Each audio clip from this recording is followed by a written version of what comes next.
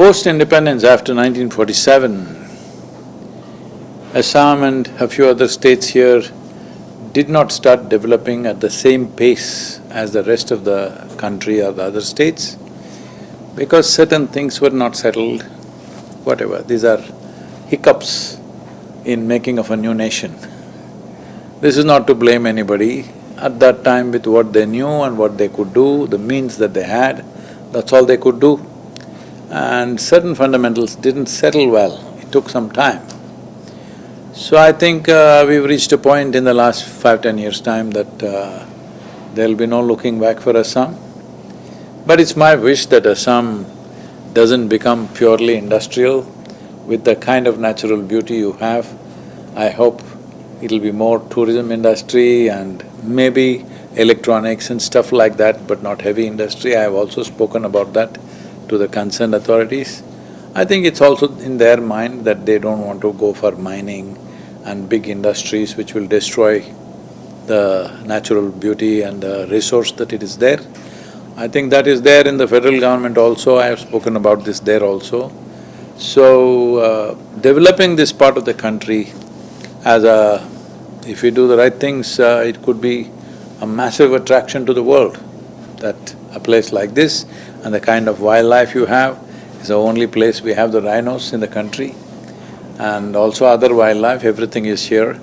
So this could become a very great attraction. And industry, if you have to do, we should do things like electronics, data centers and other things which doesn't take too much of the land and resources. The tradition of tantra, temples and stuff. See, it's not today, even at the time of Mahabharata, which is 5 millennia ago, even then they're talking about this region as a tantric kind of possibility. I don't know how much of it is really alive, because nowhere in the world is it really alive as it used to be. But at the same time, India is one place where it is still more alive than anywhere else. For example, you're seeing the Kumbh Mela, the kind of people that you're seeing there, they're not visible for 12 years. Suddenly once in 12 years, they all appear as if they came from nowhere. No, they're all part of this country always. So, there must be lots of people. I have not traveled and met people. Tomorrow I am visiting 2 of your temples to just see what is there and what they have done.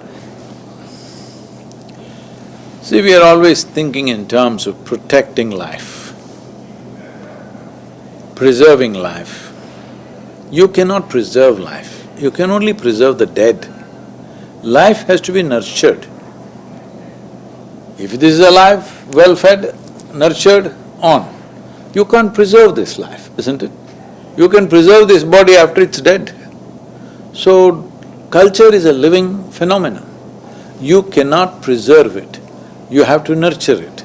If it has to change, it has to change. You must allow it to change, it doesn't matter. Or maybe consciously you must change a few things. But the important thing is, it must be nurturing. People are cut off from their roots means, maybe for some reason, for right or wrong reasons, but for some reason, the roots were not nourishing them, isn't it?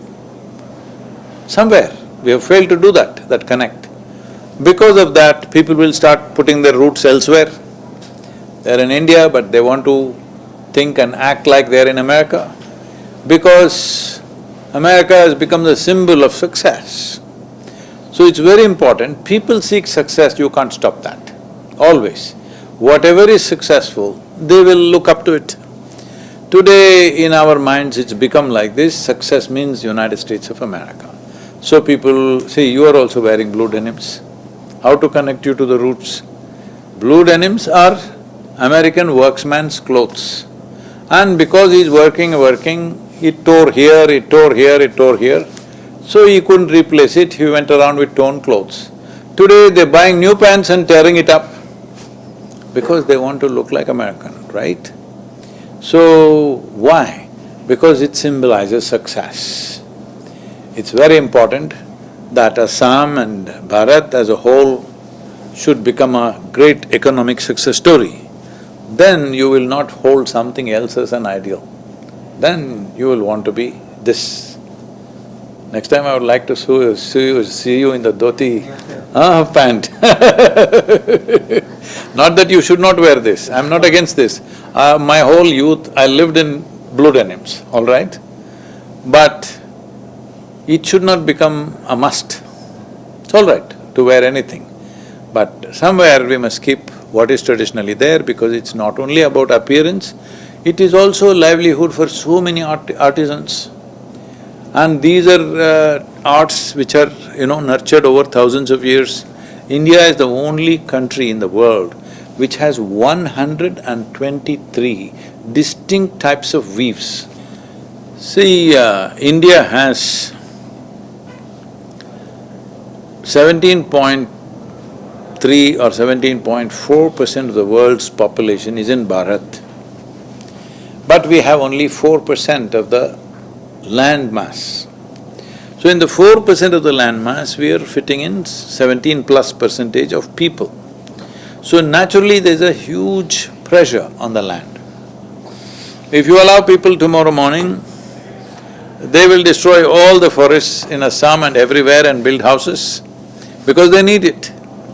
So managing this without impeding in the progress of people's aspirations, their lifestyles, and still preserving is very important. If that has to happen, the most important thing is, we can't just say preserve the forest, preserve the forest. Forest should become a source of income for the society. When I say income, not cutting the trees or killing the animals, just having it should become a source of income. There are many ways to do this. For example, some of the European nations, they were wrestled into this, that today they are paying millions of dollars for the oxygen that some country produces. Assam is producing so much oxygen, Northeast is producing so much oxygen, which is, I feel… What do you think, it's the most vital thing in your life? Hello? More important than gold, I'm asking you. So, you're producing oxygen, there must be a compensation for this. Otherwise you can destroy all the hills and go and live on top of the hill, make a hill station out of it.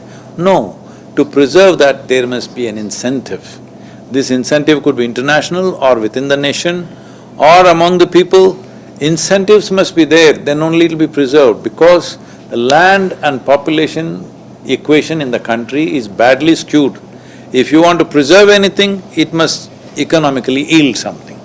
Well, unfortunately I have not had the time and means to see more of Assam. I have been thinking about it, that I want to motorcycle across Northeast, but I don't know, there are some issues and problems there.